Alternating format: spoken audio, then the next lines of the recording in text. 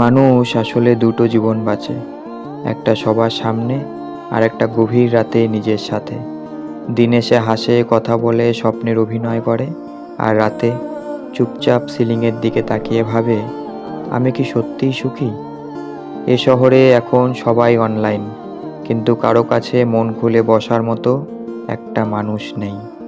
আমরা photo save করি, chat save করি, কিন্তু মানুষ ধরে রাখতে পারি না। সময় খুব নিষ্ঠুর, সে কাউকে কাঁদিয়ে থামে না, শুধু মানুষ বদলে দেয়, অভ্যাস পাল্টে দেয়, ভালোবাসার অর্থ বদলে দেয়। একদিন যে মানুষটার মেসেজ না পেলে ঘুম আসতো না, আজ তার নাম দেখলেও কোনো অনুভূতি জাগে না। শুধু বুঝি, অনুভূতির মৃত্যুর শব্দ হয় না, শুধু মানুষটা ভেতর থেকে একটু একটু করে ফাঁকা হয়ে যায়।